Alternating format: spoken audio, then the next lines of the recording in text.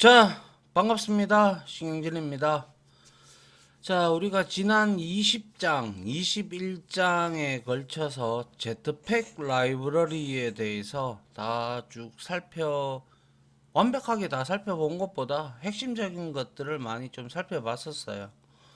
그래서 제가 마지막에는 이번 이 머터리얼 라이브러리에 나오는 뭡니까? 내비게이션 관련된 것들도 나오니까 그런 것들도 이제 우리가 한번 더 앞에서 했던 것을 우리가 또 한번 복습하는 겸 이제 보는 방식으로 하면 좋을 것 같아서 제가 앞에서 그렇게 같이 보여드렸습니다. 자, 22장이고요. 이제 머터리얼 라이브러리에 대해서 우리가 좀 알아봐야 되는데요. 어떻게 보면 우리가 상용화되는 앱 있죠. 그죠? 그 상용화되는 앱들은 대다수 제트팩 라이브러리와 머터리얼 라이브러리를 다 사용해요.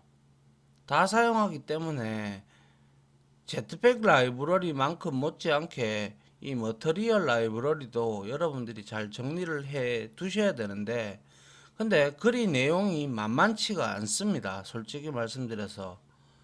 아시겠죠? 예. 자, 한번 보죠. 자, 이 장의 개요입니다. 자, 머터리얼 디자인이라는 것은 이제 머터리얼 라이브러리, 즉 머터리얼 디자인은 구글의 디자인의 지침입니다. 지침. 이렇게 하라고.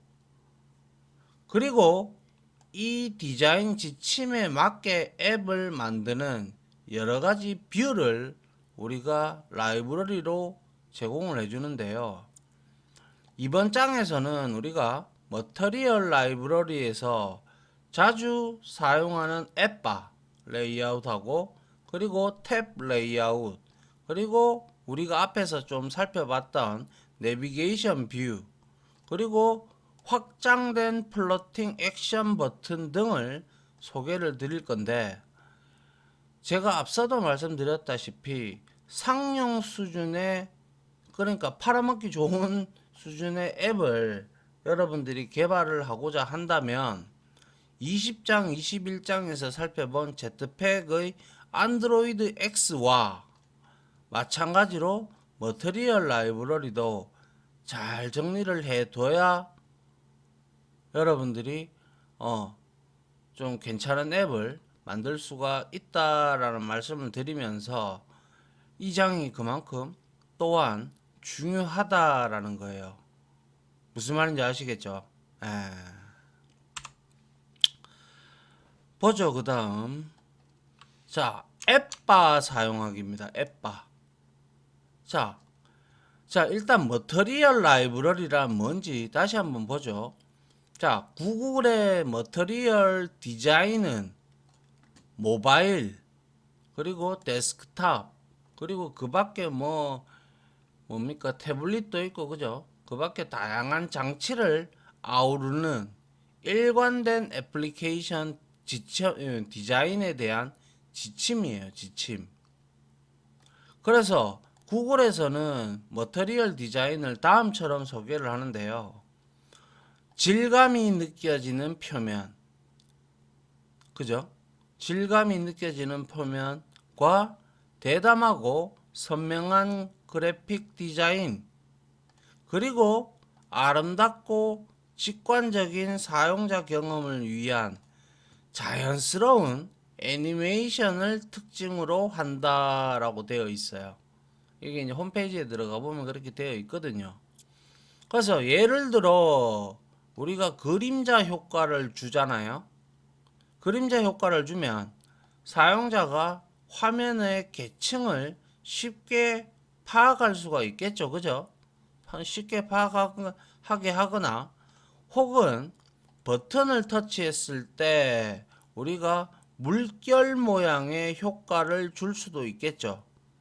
그래서 어느 부분에 터치가 되었는지 직관적으로 알 수 있게도 한다 이거예요. 그래서 이러한 머터리얼 디자인 지침에 맞게 우리가 앱을 개발하려면 매우 다양한 뷰가 필요한데요. 구글은 이를 지원하려고 머터리얼 라이브러리를 제공을 합니다.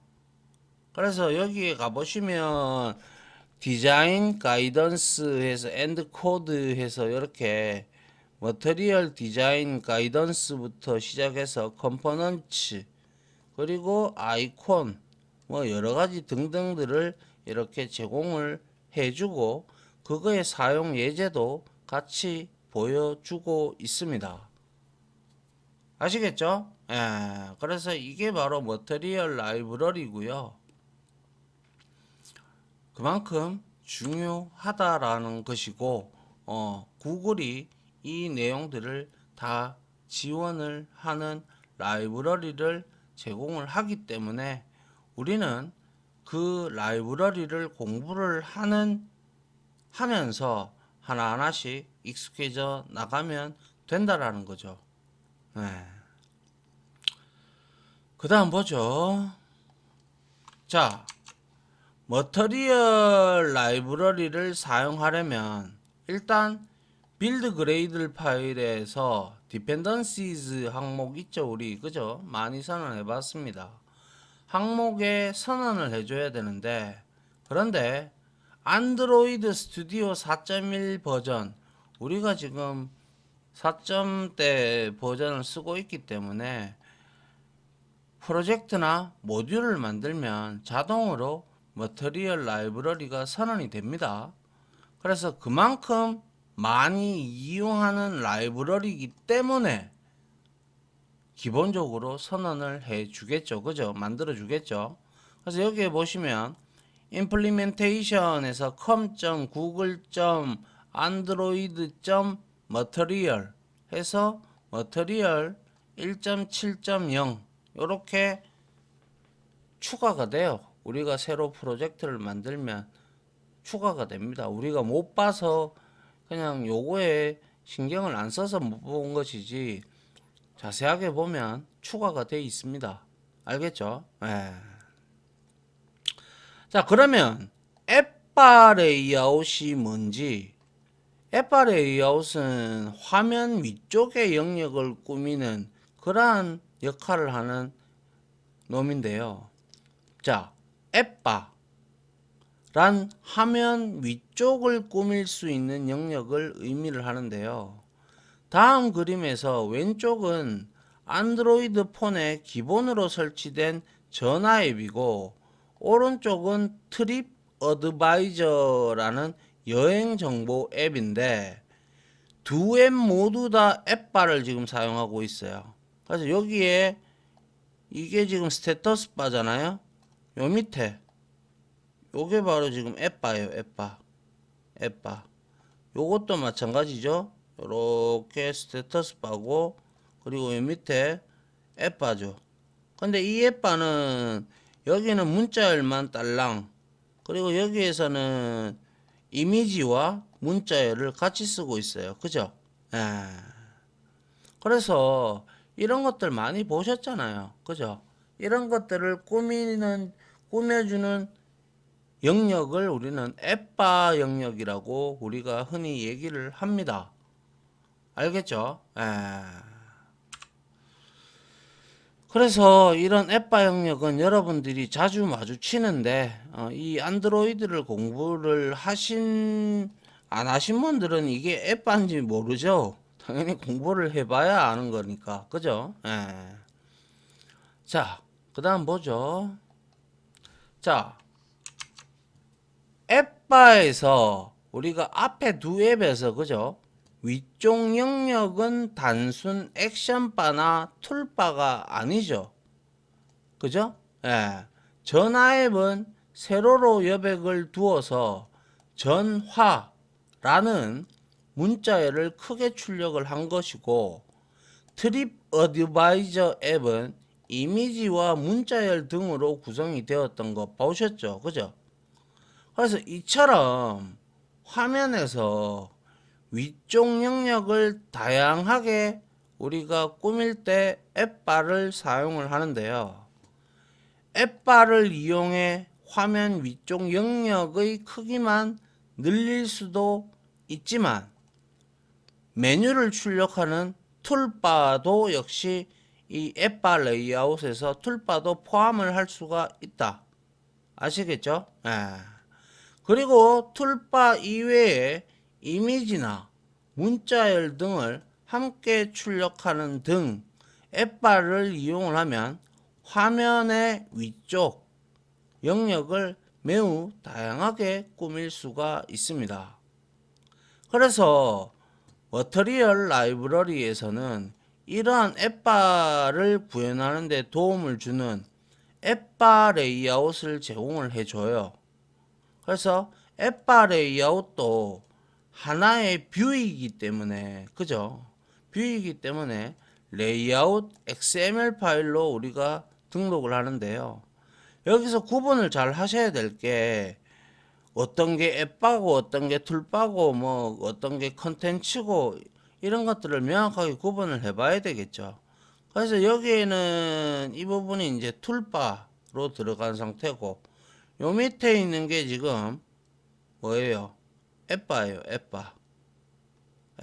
이거는 스테터스 바고 그리고 아래 부분에는 이제 컨텐츠 영역이 된다 이거죠.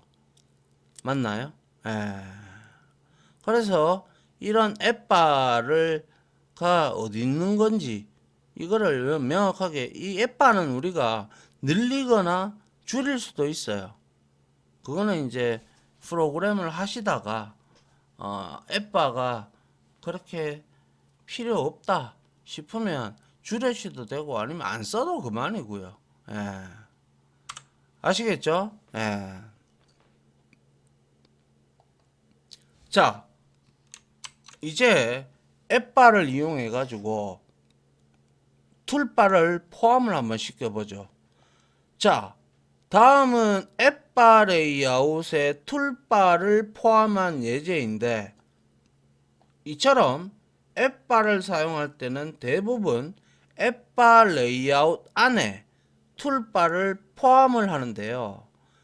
제일 밖에 있는 뭐예요? com.google.android.material.앱바에 앱바 레이아웃이라고 되어 있죠.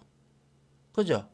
그리고 나서 id 값 주고 매치 페어런트 랩 컨텐츠 했고요. 그리고 테마를 자기가 이렇게 앱 컨벳에 있는 다크의 액션 바를 지정을 했는 거예요. 그리고 난 다음에 여러분들이 안드로이드 X에서 컨벳에서 여기에 이거 우리 툴바 앞에서 봤잖아요. 그죠? 툴바 이렇게 넣었어요. 그리고 나서 id 툴바를 줬고 매치 페어런트 줬고 레이아웃 하이츠는 이게 56인가 64인가 그럴 거예요. 코드를 우리가 이제 하이트 사이즈를 준 거거든요. 그래서 이제 툴바를 포함시켰죠. 그러면 요렇게 되어 있을 때 요게 이제 툴바가 되겠죠. 스테터스 바가 되고 요거는 이제 앱바가 되는 거예요. 앱바가. 아시겠어요? 예. 그래서 앱바 안에 지금 툴바를 포함시켰다는 거죠. 이해돼요? 예. 자, 그리고 한번 다음 거 보죠. 자, 크기를 제가 앞서도 말씀드렸지만 앱바는 크기를 확장할 수도 있습니다. 앱바 레이아웃을 사용을 하면 툴바뿐만 아니라 여러 가지 컨텐츠를 우리가 함께 표시할 수가 있다. 예를 들어 다음처럼 레이아웃 하이츠 속성을 이용해서 우리가 앱바 영역을 크게 만들 수도 있다는 건데 딴 건 다 똑같은데 위드스는 매치 페어런트라고 해놓고 그리고 하이츠를 250dp나 줬어요.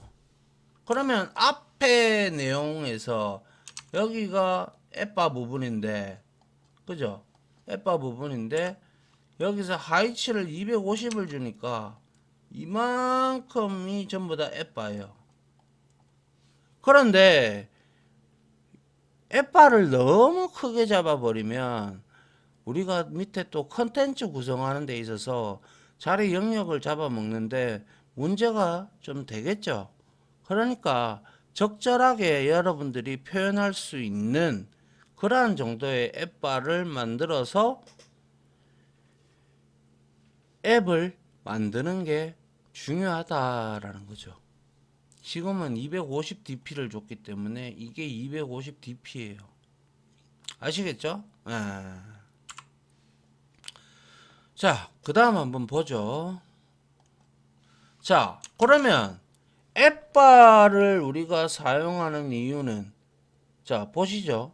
이와 같이 이처럼 크기만 조절할 수도 있고, 아니면 다양한 컨텐츠 앞에 보셨다시피 이미지, 문자열 다 넣을 수가 있어요. 그래서 다양한 컨텐츠도 함께 출력될 수가 있다라는 거예요. 대표적인 예가 바로 앱바에 우리가 이미지를 표시하는 것이죠. 그죠? 예. 그래서 여기에 보시면 툴바 만들어 놓고 여기에다가 그죠? 그 다음에 이만큼 지금 자리를 잡고 있어요. 그죠? 그리고 나서 이거는 당연히 이미지 뷰를 우리가 해서 드로워블 베이스볼이라는 것을 우리가 어디에다가 여기 앱바 레이아웃에다가 우리가 나타낸 거예요. 그래서 이렇게 그림이 이미지가 표식이 되죠. 맞습니까? 그래서 우리가 이러한 앱바를 통해서 이미지도 이렇게 표현을 할 수가 있고, 그리고 문자열도 출력을 할 수가 있다라는 거예요. 무슨 말인지 이해가요?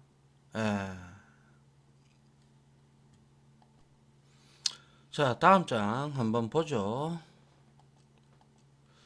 자, 이번에는 앱바를 사용을 하는 데 있어 가지고 우리가 코디네이터 레이아웃이라는 게 있어요.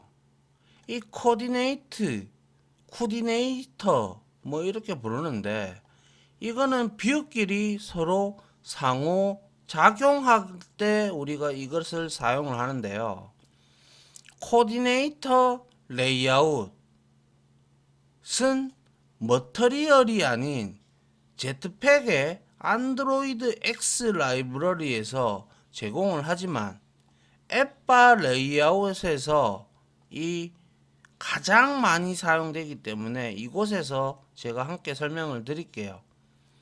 그래서 스크롤이라는 게 있죠. 위아래로 우리가 막 왔다 갔다 하는 거 있잖아요. 그죠?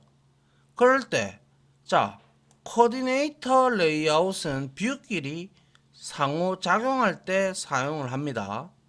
자, 예를 들어 뷰가 우리가 이제 터치해서 막 올리고 내리고 하잖아요. 그죠?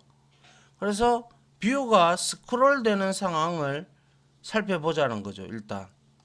그래서 오른쪽 그림처럼 사용자가 뷰 A, 요놈 뷰 A를 스크롤을 할 때 뷰 B도 함께 스크롤을 해야 한다면 어떻게 해야 될까요? 이게 다른 거잖아요. 그죠? 그렇기 때문에 사용자가 이걸 왔다 갔다 한다면 이거는 이것도 같이 움직여 주는 게 어떻게 보면 효율적이죠. 왜냐하면 이 내용을 더 볼 수 있으니까. 그죠? 그런데 실질적으로 이거는 그냥 자신들만의 뷰이기 때문에 기본적으로는 불가능해요.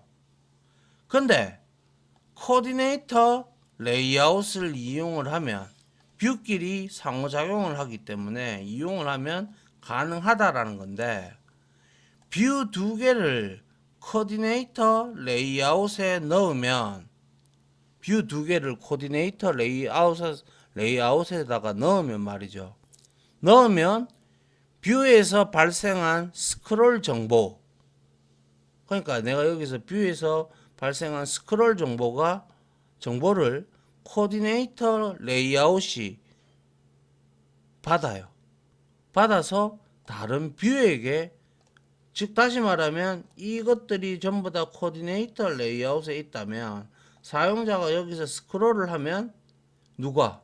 코디네이터 레이아웃이 이놈이 뷰 B에다가도 전달을 해주는 역할을 해요. 그래서 이로써 뷰 두 개가 함께 스크롤이 되는데요. 근데 그렇지만 코디네이터 레이아웃에 뷰를 추가만 한다고 해서 모든 뷰의 스크롤 정보를 또 공유할 수 있는 것은 아니에요. 즉 다시 이거를 말씀을 드리면 코디네이터 레이아웃으로 감싼 모든 자식 뷰끼리 상호작용을 지원을 하지 않는다라는 거예요. 코디네이터 레이아웃으로는. 그래서 자식 뷰끼리 우리가 상호작용을 하려면 누군가는 코디네이터 레이아웃에 그죠? 정보를 전달해야 하고 또 누군가는 그 정보를 받아가지고 같이 스크롤이 되든지 해야 될 거 아니에요. 맞나요? 맞잖아요. 그죠? 그래서 이 역할을 하는 게 이 부분을 우리가 behavior라고 이제 우리가 말을 하는데 이 behavior를 구현하는 뷰끼리 상호작용을 할 수가 있다라는 거예요. 무슨 말인지 이해갑니까? behavior라는 거, 이거는 머터리얼 디자인 가이드에 보면 스크롤 시에 다양한 반응을 위한 테크닉이에요. 원래 기본적으로 액션바를 확장을 해서 스크롤 시에 액션바를 줄어들게 하도록 우리가 앱바 레이아웃에 스크롤링 뷰 비헤비어라는 그와 스크롤 시 하단으로 숨기기 위해서는 또한 바텀 시트 비헤비어를 라이브러리에서 제공을 해주거든요. 그래서 통상적으로 이 비헤비어는 코디네이트 레이아웃에서 사용이 돼요. 그래서 자식 뷰의 스크롤의 변화 상태를 다른 자식 뷰들에게 전달을 해주는 역할을 하는 게 바로 비헤비어입니다. 조금 더 쉽게 말을 하면 우리가 중첩 스크롤이라는 게 있는데 네스티드 스크롤 뷰나 혹은 리사이클러 뷰 등에 의해서 스크롤의 상태를 판단해서 정의된 반응을 하기 위해 뷰에다가 우리가 비헤비어를 등록을 하면 돼요. 근데 이게 내용이 좀 어렵습니다. 이야기가. 일단 한번 보죠. 그래서 스크롤을 연동할 때 우리가 코디네이터 레이아웃으로 스크롤을 연동할 수 있는 뷰는 목록을 표현하는 리사이클러 뷰와 앞에서 소개한 앱바 레이아웃이 대표적인데요. 앱바 레이아웃으로 우리가 화면 위쪽 영역을 꾸미면 그만큼 메인 컨텐츠 영역이 작게 나올 수밖에 없다라고 말씀을 드렸죠. 이 때문에 보통은 메인 컨텐츠가 나오는 부분을 우리가 스크롤할 때 앱바 레이아웃도 함께 스크롤 되게 만들어요. 이때 우리가 이제 코디네이터 레이아웃을 사용을 하는데 이걸 이제 여러분들이 이해를 하기가 조금 쉽지가 않은데 중첩 스크롤 뷰를 사용을 해요. 자, 예를 들어 그런데 코디네이터 레이아웃을 이용을 하더라도 우리가 텍스트 뷰, 이미지 뷰 등은 스크롤을 연동할 수가 없어요. 근데 만약에 이런 뷰에서 발생하는 스크롤을 연동을 하려 그러면 우리는 안드로이드 X 코어의 위젯에 있는 네스티드 스크롤 뷰를 이용을 하면 돼요. 말 그대로 중첩된 스크롤 뷰를 말을 하고 있는 것이죠. 즉 코디네이터 레이아웃에 중첩 스크롤 뷰, 네스티드 스크롤 뷰를 포함을 하고 여기에 텍스트 뷰나 혹은 이미지 뷰를 함께 넣으면 해당 뷰에서 발생하는 스크롤 정보를 코디네이터 레이아웃에 전달을 하여 앱바 레이아웃이 함께 스크롤되게 할 수가 있는데요. 거기에 이제 필요한 게 우리가 다음 코드를 보면 나오는데요. 한번 보시죠. 자, 다음 코드는 텍스트 뷰에서 스크롤이 발생할 때 화면 위쪽에 앱바 레이아웃도 함께 스크롤 되게 작성한 예제인데 이를 위해 코디네이터 레이아웃을 선언하고 그죠? 코디네이터 레이아웃 안에 선언을 해야 그 두 개가 상호작용을 한다고 했잖아요. 그죠? 스크롤이. 그리고 그 하위에 앱바 레이아웃과 중첩 스크롤 뷰를 배치를 했어요. 그래서 텍스트 뷰 자체로는 스크롤 정보를 코디네이터 레이아웃에 전달할 수 없어서 우리가 중첩 스크롤 뷰로 텍스트 뷰를 감싸 줬는데요. 여기에 일단 보시죠. 안드로이드 X 코디네이터 레이아웃에 코디네이터 레이아웃으로 다 감쌌죠. 그죠? 그리고 난 다음에 여기에서는 그냥 일반적인 내용을 잡아주고 그 다음에 앱바 레이아웃을 여기에서 잡아주고 있죠. 맞나요? 예. 그리고 앱바 안에 툴바도 이렇게 넣어줬어요. 그리고 이미지 뷰까지 이게 이제 앱바에서 구성이 되는 내용이 돼서 앱바가 이렇게 나오죠. 그죠? 예. 그 다음에 앱바 밑에다가 우리가 안드로이드 X 코어 위젯 밑에 있는 네스티드 스크롤 뷰 요게 이제 중요한데요. 자, 여기에 가장 중요한 게 바로 레이아웃 언더바 비헤비어라는 거예요. 그래서 이거를 우리가 클릭을 하면 뒤에 보면 아시겠지만 이거를 클릭을 하면 어디 갔습니까? com.google.android 머터리얼 앱바 레이아웃에 스크롤링 뷰 비헤이비어라는 클래스로 얘가 설정이 되어 있어요. 그래서 지금 여기에서 네스티드 스크롤 뷰를 선언을 하고 비헤비어를 스트링에 있는 앱바 스크롤링 뷰 비헤비어라고 우리가 설정을 했어요. 맞죠? 예.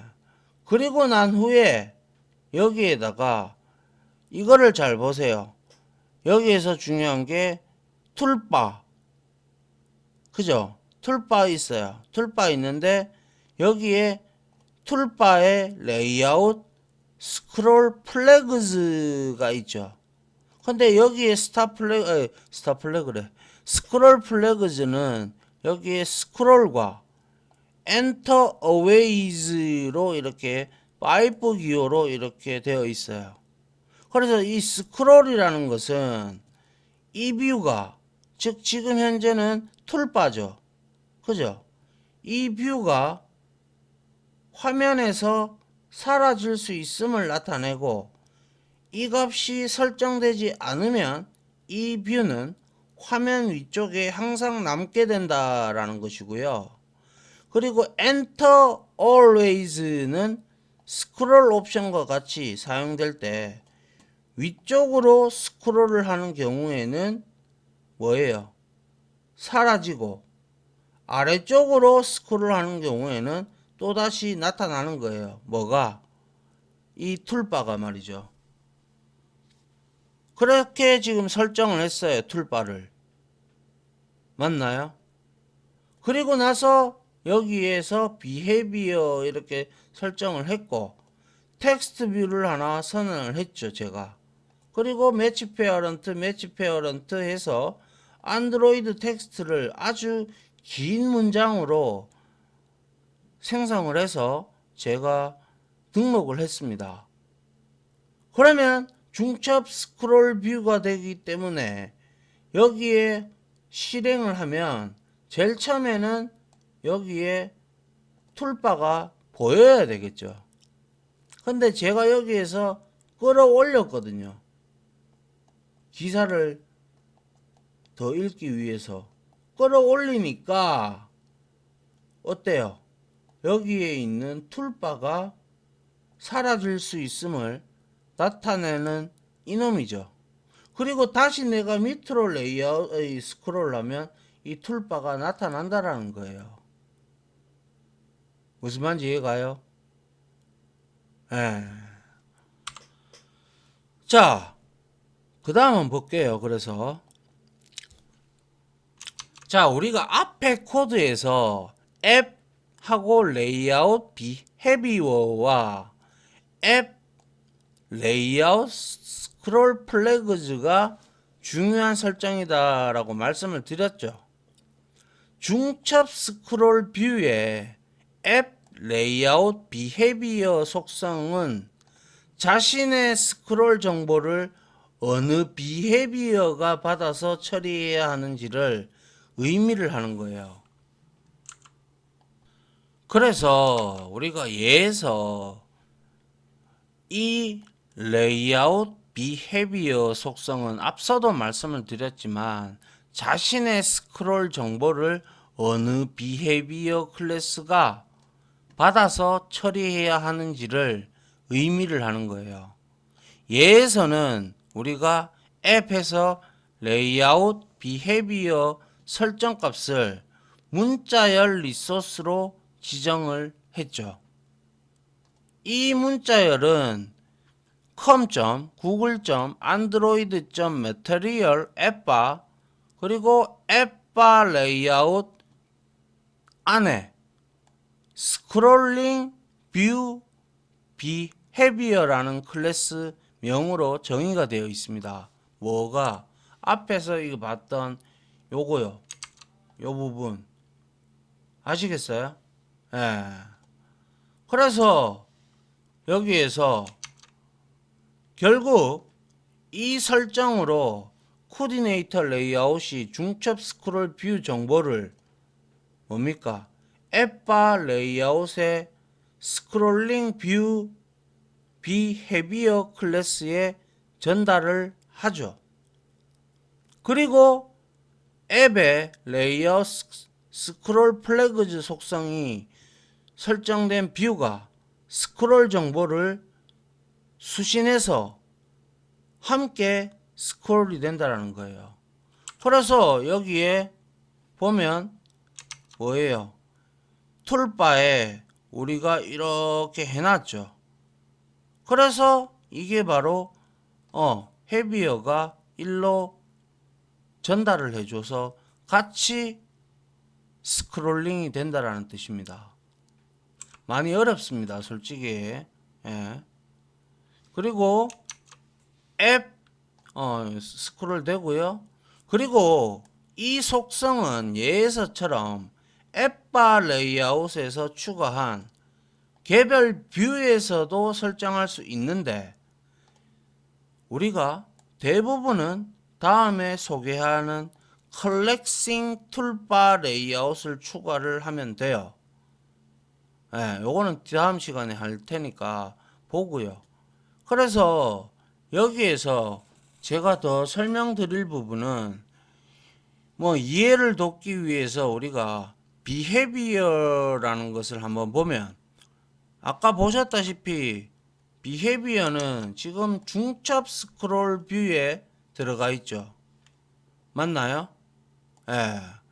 그래서 레이아웃 비헤이비어는 앞서 말씀드렸다시피 앱바 레이아웃 그리고 달러 해서 스크롤링 뷰 비헤이비어가 여기에 정의가 되어 있습니다.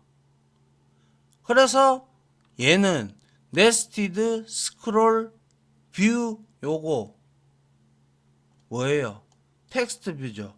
요거의 반응에 따라서 요것도 같이 비헤이비어가 요 놈을 요렇게 설정을 우리가 툴바에다가 해놨기 때문에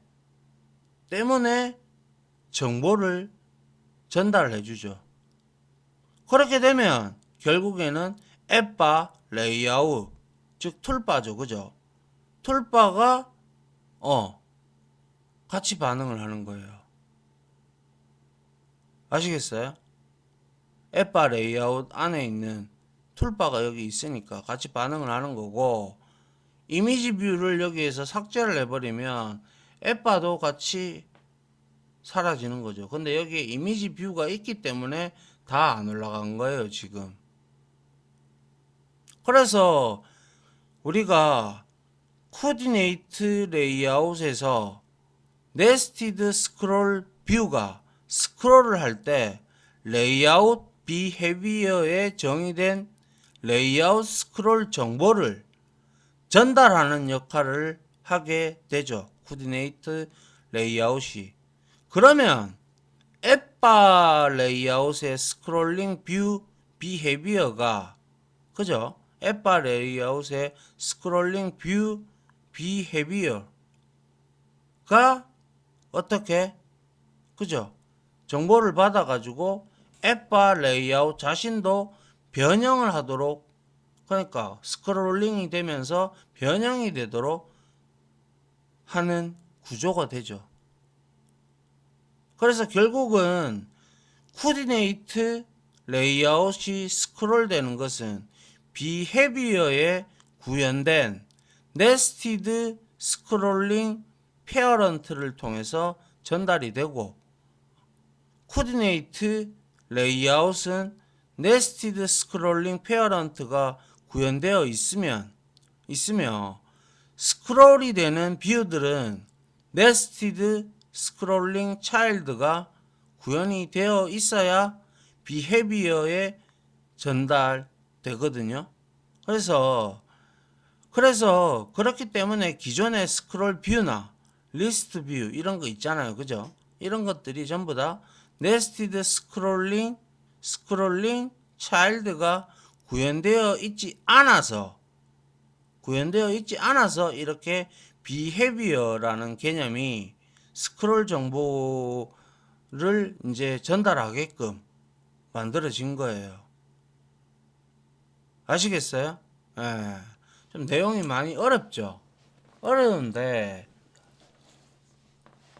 한번 해보면 그렇게 어렵지 않습니다. 뭐 그냥 보면 된다라는 거죠. 그죠? 이해가 안 되면 찾아보고 반복하고 또 이제 우리가 실습을 해볼 거니까요. 그죠? 예. 자, 시간이 너무 많이 됐군요. 자, 여기까지 해서 중첩 스크롤 뷰 그리고 앱바 뭐 툴바 그리고 우리 뭡니까 스크롤 플래그즈 그리고 비헤이비어 속성에 대해서 좀 살펴봤습니다. 자, 여기서 마무리하도록 하겠습니다.